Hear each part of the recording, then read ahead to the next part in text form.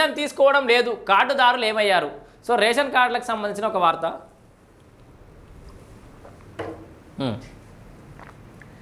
Ration తీసుకోవడం లేదు, కార్డుదారులు ఏమయ్యారు?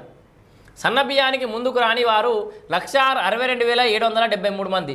జిల్లాల వారీగా కొనసాగుతున్న విచారణ ఇప్పటికీ 6,000కు పైగా కార్డులు అనర్హమైనవిగా గుర్తింపు. సో ఈ బియ్యం ఎవరైతే తీసుకుంటలేరో వాళ్ళందరి రేషన్ కార్డులు రిమూవ్ చేసి పడేసి తిండికి ఇబ్బంది అయ్యి సో కుటుంబం గడవడానికి ఇబ్బంది అయిన వానికే రేషన్ కార్డు ఇస్తున్నాం మనం, అవునా కాదా? మరి ఆ రేషన్ కార్డు పొంది బియ్యం ఇస్తున్నానని తెలిసి ఆ బియ్యం గురించి ఎదురు చూస్తలేరు, బియ్యం గురించి చూస్తలేరు అంటే వాళ్ళకి ఇంకా ఆల్టర్నేట్ ఉందనంటే లెక్క కదా.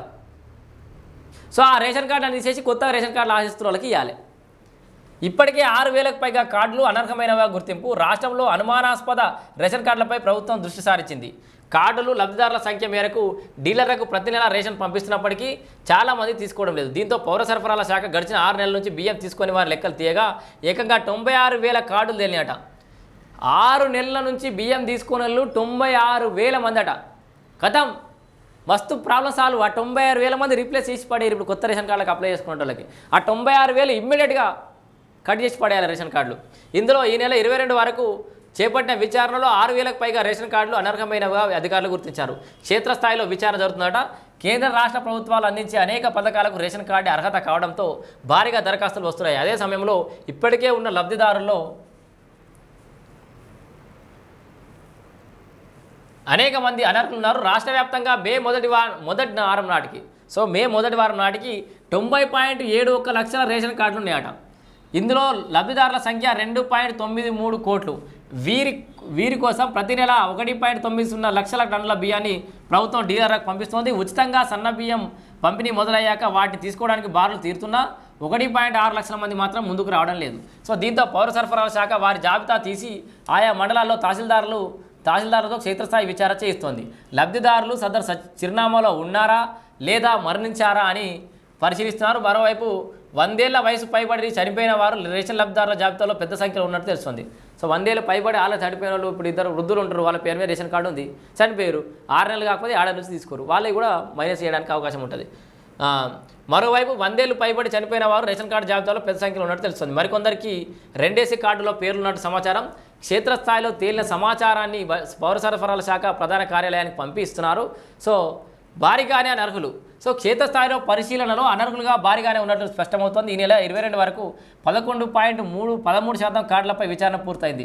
రాష్ట్ర వ్యాప్తంగా అనుమానాస్పద రేషన్ కార్డులేమో 96,240. ఏమైందో తెలియని కార్డులు 96,240. ఇందులో లబ్ధిదారుల సంఖ్య 162,773 మంది. పరిశీలించిన కార్డుల సంఖ్య 10,712. మొత్తం ఇప్పటికే 10,712 కార్డులు వెతికితే దాంట్లో 6,000కు పైగా కార్డులు అనర్హులే. అంటే వాళ్ళు ఈ రేషన్ కార్డులు పొందడానికి అనర్హులు కాదు. సో అవి రిమూవ్ చేస్తారు. అత్యధికంగా ఏ జిల్లాలలో ఎట్లున్నారో చూద్దాం ఒకసారి. అనుమానాస్పద రేషన్ కార్డులు 5,000 పైచిలకు ఉన్న జిల్లాలు 5 ఉన్నాయి. హైదరాబాద్, మేడ్చల్, రంగారెడ్డి, సంగారెడ్డి, నల్గొండ, నిజామాబాద్ ఈ జాబితాలో ఉన్నాయి. అనర్హమైనవిగా తేలిన 6,000 కార్డుల్లోనూ అత్యధికంగా రంగారెడ్డి, సూర్యాపేట జిల్లాలో ఉన్నాయి. ఈ జిల్లాలో అనుమానాస్పద కార్డుల వివరాలు ఎట్లున్నాయి? రంగారెడ్డి జిల్లాలో రేషన్ కార్డులు 6,711, లబ్ధిదారులు 12,037, విచారించాల్సినవి 4,724. సో ఇట్లా అన్ని జిల్లాలకు సంబంధించిన లెక్క అవుతున్నాయి. సూర్యాపేటలో 100%, 12 జిల్లాల్లో 0 విచారణ అయింది. రేషన్ కార్డుల విచారణలో సూర్యాపేట జిల్లా అగ్రస్థానంలో ఉంది. కామారెడ్డిలో 83.33, సిరిసిల్లో 68.06, కరీంనగర్లో 63.49% పూర్తయింది. 12 జిల్లాల్లో మాత్రం ఇంకా మొదలు కాలేదు. ఆదిలాబాద్, హన్మకొండ, భూపాలపల్లి, గద్వాల, మహబూబ్ నగర్, నల్గొండ, నిర్మల్, పెద్దపల్లి, సంగారెడ్డి, వికారాబాద్, వనపర్తి, వరంగల్ ఈ జాబితాలో ఉన్నాయి.